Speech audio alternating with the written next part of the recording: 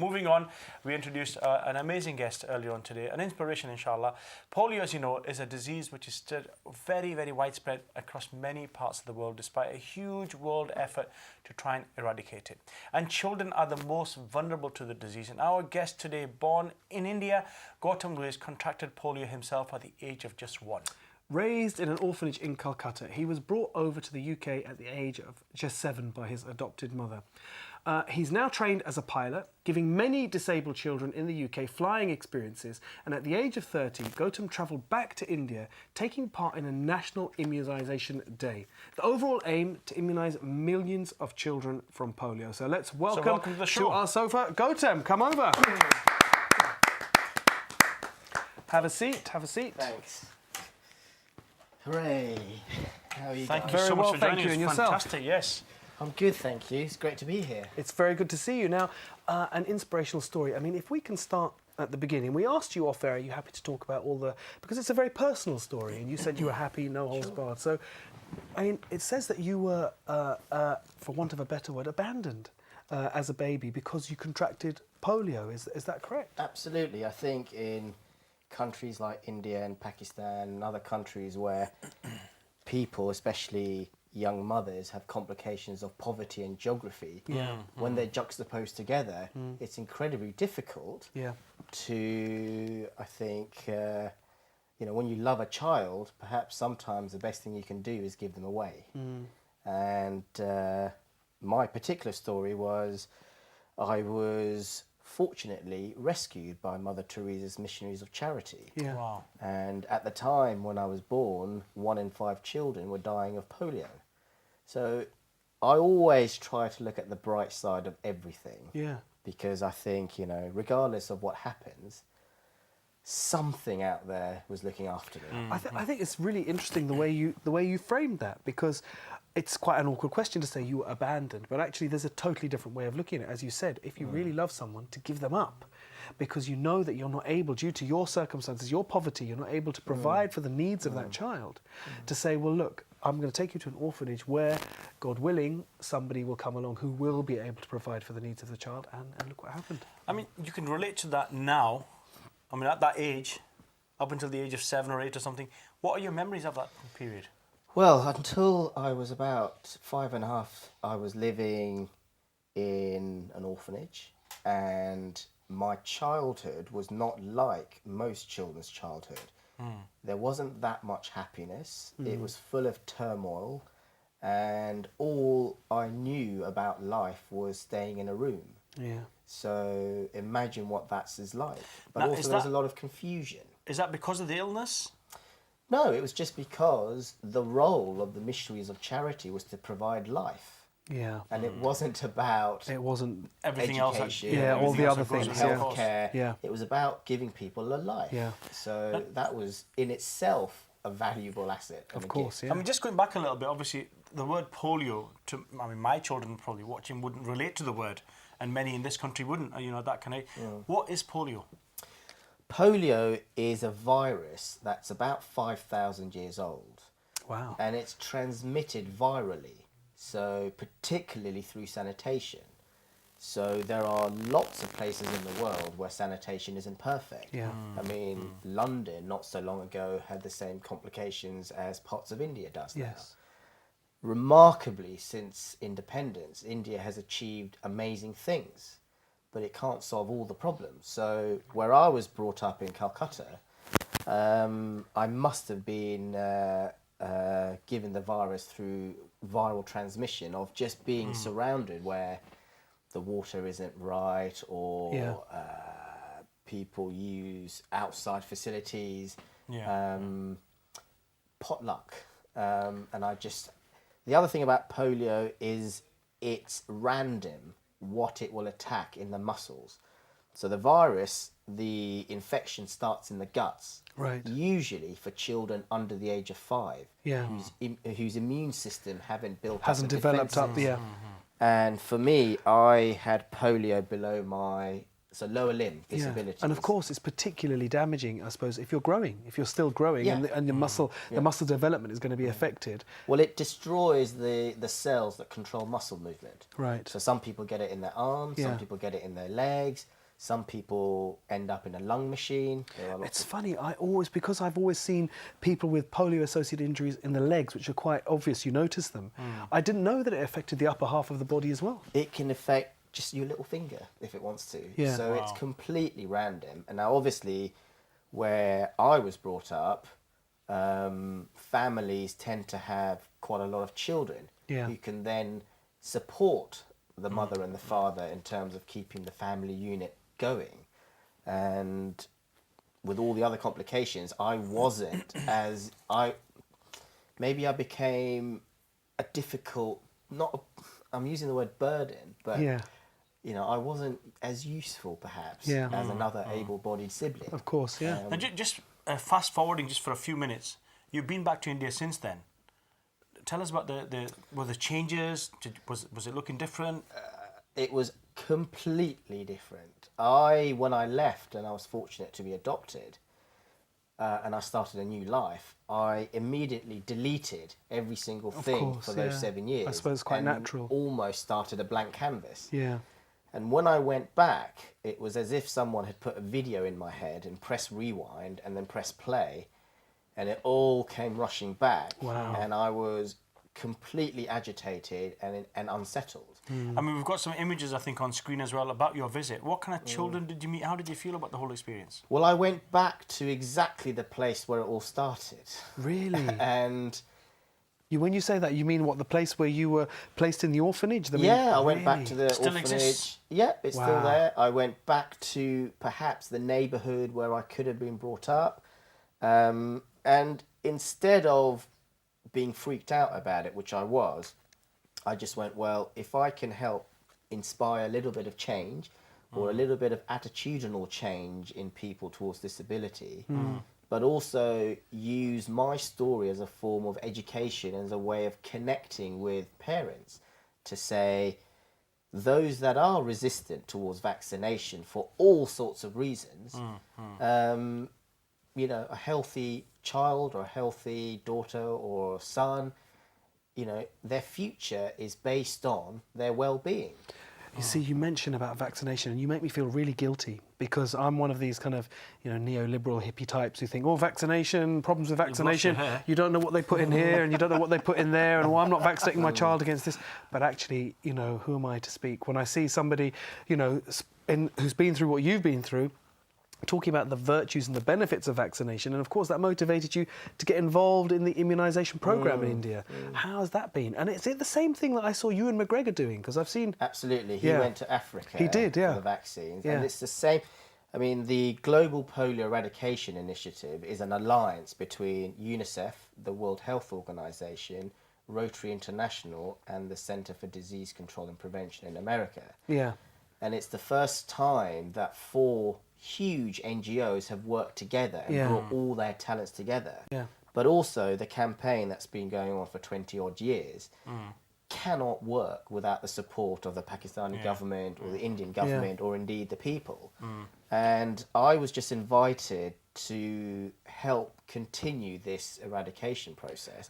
And all but 4 countries are now eradicated, and India, incredibly, will be the next country that will be free from polio. Well, it's an incredible ambition, both from the NGOs and individuals like yourself. And we've actually got a clip of the work that you were doing when you were out in India. So have a look at this.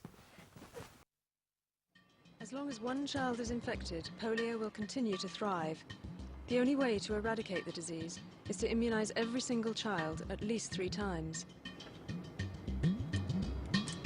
I hope that they can use me to try and persuade this particular mother the value of vaccination, and that regardless of her lack of education or state of literacy, maybe she can connect with me. You know? Health workers take Gautam to meet the mother. She lives in a village where many Muslim families suspect the vaccine may be harmful. They use any excuse to avoid it. Hello. বাচ্চাটা কেমন আছে জিজ্ঞাসা করছি সব তো এখন নেই এখন ডিপিটিটা দিয়ে দেন কেন আজকেই তো গেছে কেমন হয়ে গেছে কাশি গ্যাসে গ্যাসে চোখ মুখ পুরো বার করে ফেলছি দম বের কেটে Can you tell her that I had polio? উনি এসেছেন ওনার নিজের পোলিও আছে I was born in Howrah, উনি হাওড়াতেই জন্মেছেন তারপর বিদেশে চলে গেছেন so maybe I was born in this village. She's a bit upset, I think. That's why I was thinking we can go somewhere away from the crowd. The boy could catch polio again unless immunised, but the mother always says he's too ill. The local health worker is frustrated. আমি fed up হয়ে গেছি সত্যি আমি 3 বছর চাকরি পেয়েছি মানে আমার এটা নতুন পোস্টিং আমি ফার্স্ট পোস্টিংয়েই এখানে এসেছি মানে 3 বছর ধরে আমি মানে এদের মোটিভেটও করতে পারিনি কোনো কিছুই মানে পারছি না মানে খুবই আপসেট হয়ে পড়েছি আমি No, you don't give up. আমি খুব চেষ্টা করি কিন্তু পারছি না she has tried in fact that's the fact she is very sincere Can you help me understand what it is that you are unhappy about the vaccine? ওই তো পায়খানা হতো নালে তো সর্দি কাশি হতো I do understand why you would be afraid, but because I didn't get vaccinated, I have a mobility problem. So when I have children, the first thing I will do is vaccinate them against polio. After half an hour, Gautam seems to be getting his message across. Will you trust me if I was to give him the vaccination? Please? Yeah? You promise? Yeah? Do you want to get the vaccine? Yeah? There we go. Thank you. Thank you. That's really, really good of you. No, I mean, that just looked quite intense. People seem to be quite upset about things. What was going on at the very end of that footage?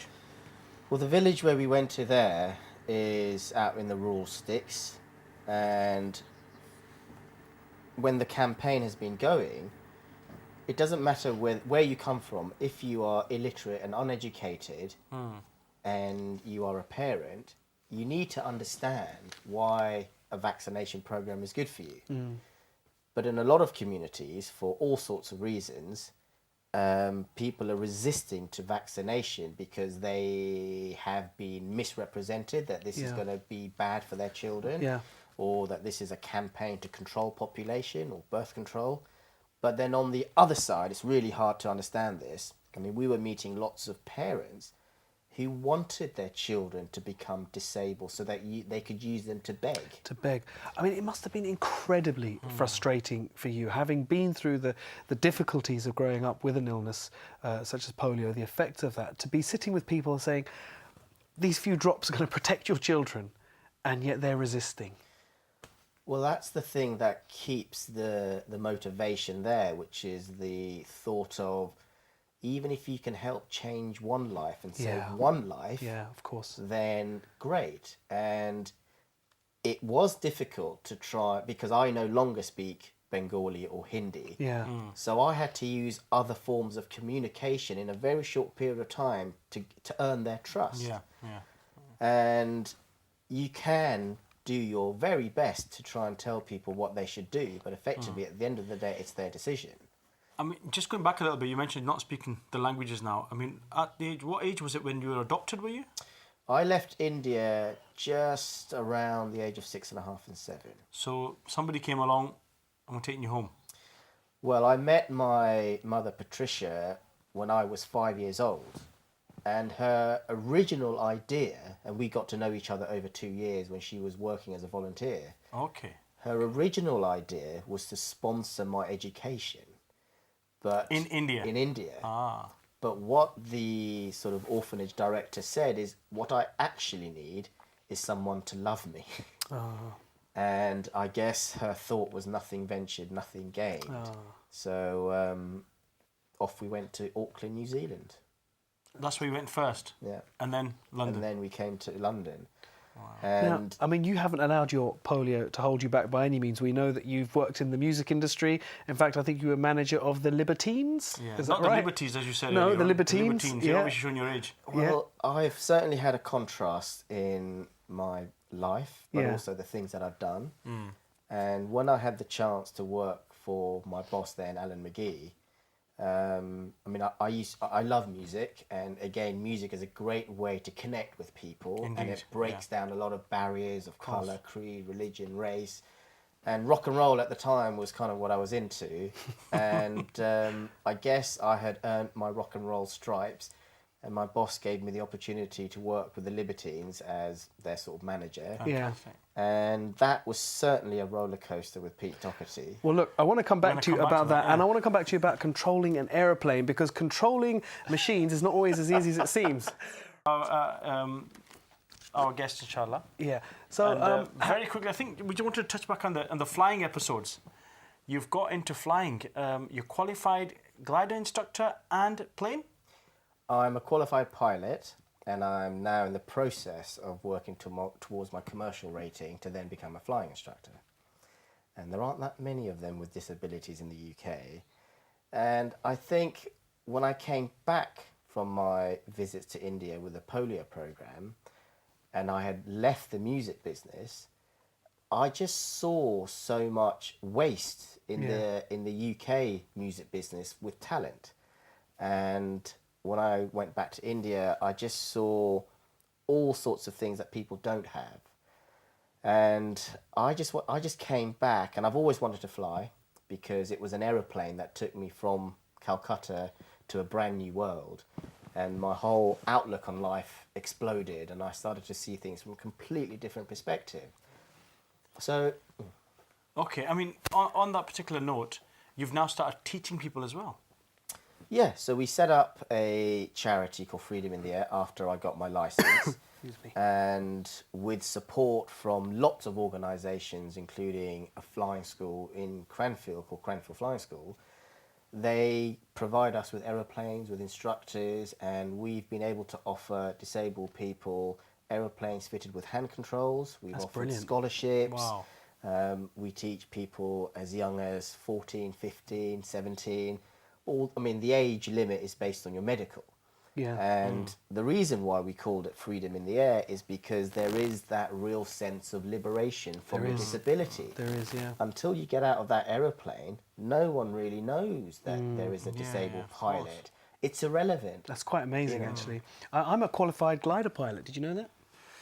Dangerous. I know you wouldn't get in the plane with me. We try to avoid you. I'm a qualified glider pilot. I must admit, I haven't done it for about 20 years, but it was, as you said, the freedom of being up there in the air, soaring around. And I can you imagine... want to try that thing, don't you? I want to do, With it's the called the wings. Birdman. The Birdman thing. I really want to do that one day. But it's got children. See, my wife won't let me. But I can imagine that would just be exacerbated even more, the intensity of that feeling of freedom when you're struggling a lot of the time. And as you said, nobody knows. When you're up there as a pilot, you're out there in all that space. So that's your main thing now, and you've left the music industry?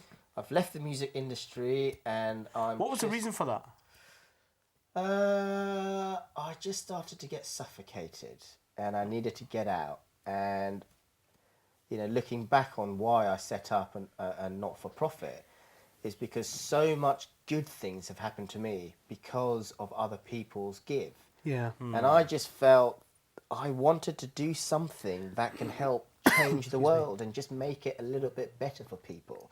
And I wanted to use my talents and share it with a wide group of people, and not just focus it on trying to make talented musicians with drug problems very successful. Yeah, exactly. I just felt slightly disheartened that I wasn't doing what I should do. Yeah. And I just felt a different calling in life. I will never change my experience in the music business. Sure. I don't change anything that I've had in the past, but I just wanted to use my talents for good. I mean, you're somebody from my experience of just meeting you today, someone who's overcome all the hurdles, no matter what the issue is, and achieved a lot in life. And of course, the Paralympics are on. A lot of people are doing that as well. Exactly. So we're going to go to a quick clip and inspire people a little bit further. As we know, the Paralympics are currently taking place in London, and in keeping in that theme, we've been getting an insight into the lives of a number of para-athletes from around the world. Haider Ali is a long jump para-Olympian representing Pakistan. He talks to us about his 2012 dream.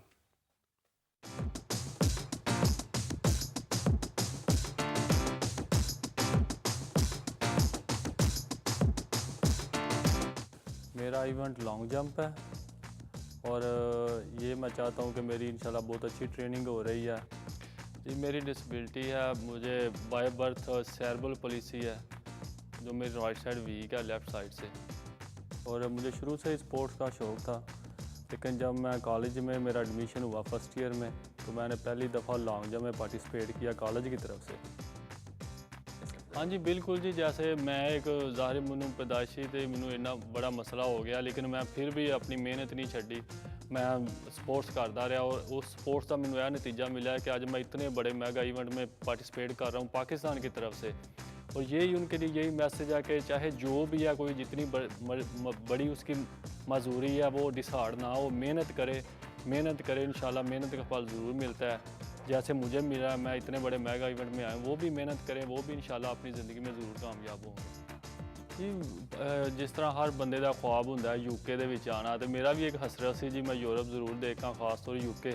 और मेरा ख्वाहिश मेरी पूरी हुई जब मैं airport पर उतरिया। बड़े बैकअप करते हैं ये लोग जेडे ने यूके दे, बहुत अच्छे ने, एप्रीशिएट करते हैं एथलीटा खास तौर पैरालंपियन जो पैरालंपिक के प्लेयर हैं जितने भी। हम यहाँ से जब भी आए हैं ना इधर, जितनी देर हो गई है यहाँ पर, हम जाते हैं स्टेडियम ट्रेनिंग करने के लिए।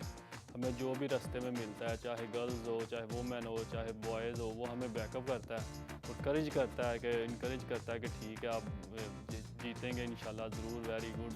साढ़े घर भी माँ बाप साड़ियाँ भैनां दुआ कर रही ने साढ़े लिए और असी भी इत्थे दुआ करने कि असी इत्थे आए हैं कुछ ना कुछ लैके जाइए पाकिस्तान वास्ते, ज़रूर इत्थों मैडल लैके जाइए और सानू उम्मीद भी है इंशाल्लाह असी ज़रूर लैके जावांगे।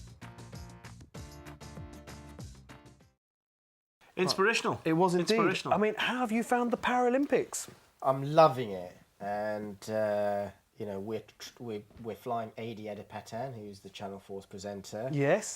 And it's just amazing, isn't it, what you can do if you put your mind to something. And like this guy here, he's just obviously had to get over so many hurdles and adversities. And he has enough complications in his life, but obviously through sport, it's somehow reignited some hunger in himself, and he has a reason to get out of bed every day. Yeah, absolutely. And, you know, I'm sure we all hear people moaning on the underground about pointless things. Yeah. And you're watching athletes in the Paralympics, and perhaps it's not always necessarily about the winning, but it's about the trying. It is. It's about making about you know, for the best. me, giving up. they're superhumans, frankly. Well, Honestly, yeah. that's all I can say from Yeah. what I've seen. And you know what? You've been superhuman as well. Thank you you. so much for coming, sharing your story. It's been a thank you. true inspiration. has. I've got lots of It tweets has. about it as well. And we wish you all the very best for the future. And of course, if people want to get in touch with your charity, if they want to get involved, how do they do that? The best thing is to go to the website, which is freedomintheair.org. freedomintheair.org. Thank you so much, Gautam, Thank for you. joining us today. All the best with all of your endeavours and your flying. Thank you. Well, now for our